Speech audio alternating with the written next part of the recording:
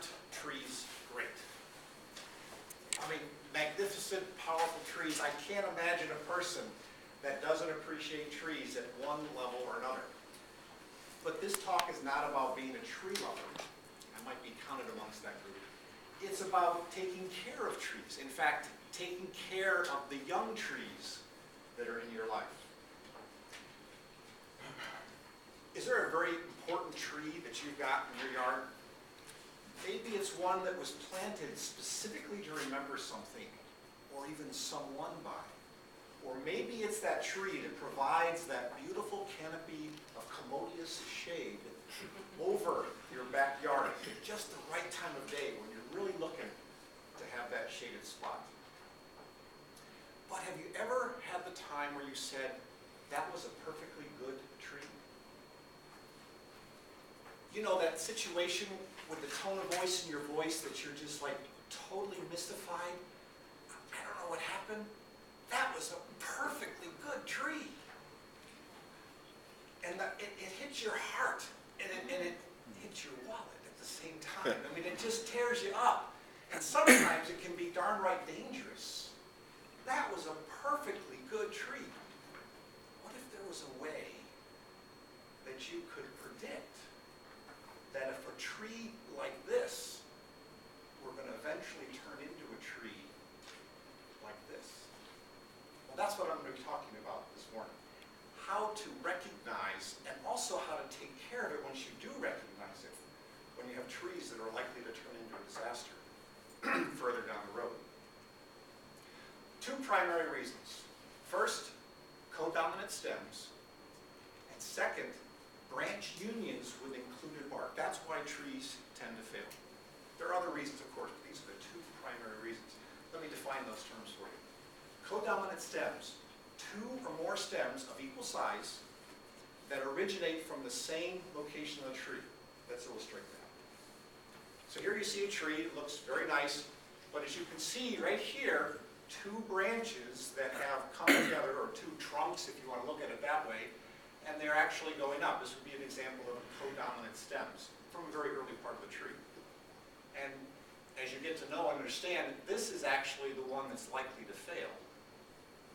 And of course, that's on the house side of the tree, which is not a very good situation.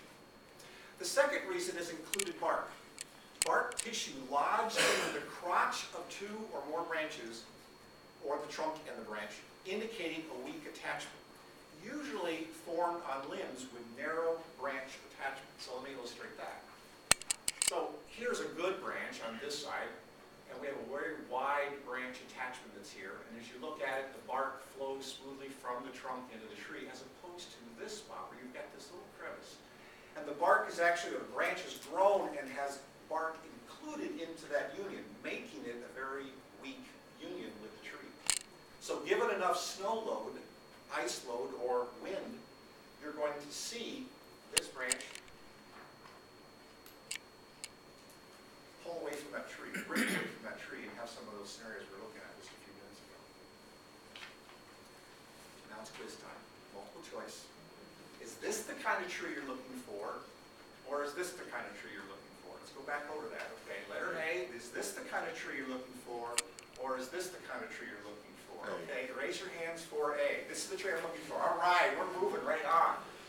And why? Because here we have those codominant stems, and there's actually a third one that's starting to dominate the top of this canopy. And you even, if you had a little better light, you'd see there's some included bark, very steep union and included bark. Very likely that if given enough load, wind, snow, or ice, something disastrous will happen to this tree as time goes on. Of course, it gets bigger, more leaf, going to carry more weight, and that's what's going to cause it to fail. What can be done? Start when your tree is young to structurally prune the tree in a way that will remove codominant stems or included bark branches. So let's take an illustration. So here we have a tree, that's like our tree A that we want, and then we have one with multiple stems. I'm going to take this one now and show you how we would prune it. So there's that tree. This is not a single time practice. You have to take a little bit of time to do it. So in year number one, you will see where we have the dotted lines have removed these branches. That's the first part of the pruning process, as we're trying to get away from the multiple stems B and C.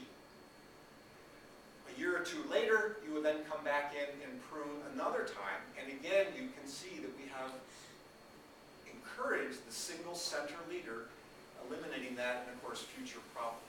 As time goes on, you've got a very steep union here. There might be some included bark that's going to show up, so you may want to remove that. Plus, that's kind of low, you're going to hit your head on it while you're mowing the lawn or whatever else is going on. So as a tree grows, you continue to raise the branches and again, removing the potential for some of those failures. Let's look at some real world examples. Very large tree. You can see the two obvious stems that are going on here, and again, very good chance, if it hasn't already happened, that there's going to be included bark in that union. And again, here is the likely one that's going to fail. And we've started to prune this back. That used to go a lot higher up. This is obviously the one that we want to subordinate to the regular one so that we can eliminate the potential of that falling. Another example, no included bark in these unions, very good branch structure, but again, we pruned here, we pruned here as a way of bringing that down. Making sure we don't remove too much canopy. The rule is never more than 20% of the canopy, because you're going to impact, of course, the appearance of the tree, but also its ability to feed itself with photosynthesis of the branches that have been removed, the leaf tissue. So again, here's where you want to start here, some of your pruning activities. Steps to building good structure in young trees. First, identify the codominant stems. This is the perfect time of year to be doing that. There's no leaves on the trees at this point, but you haven't got long because they're about to pop. So make sure that you get out, take a look at your trees, looking for those two different defects.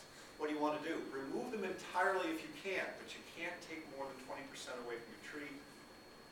If you do have to take it over, do it over incremental times, removing them over time. Never remove more than 20%. And another rule is never remove a limb that is larger than 1/3 diameter of the branch that it's attached to. Because again, it will take away too much of that. So if you find yourself with a tree like this, and you prune it properly, you will be avoiding that scenario. There was no snow or ice load on that tree. It was strictly wind that caused it to tear away, probably again because of the included bark. If you wait too long, you can end up in this kind of a situation. Not only do we have the included bark and we had a weak union, but it has eventually started to come down and split that. This is a situation where you really have to think twice about where you park your car. A high-risk situation here. For that matter, where you stand in your yard with this kind of a situation. So this is what you're looking for. If you don't already have it, you want to be sure to prune it to that, so that you can avoid that was a perfectly good tree, and instead say, my tree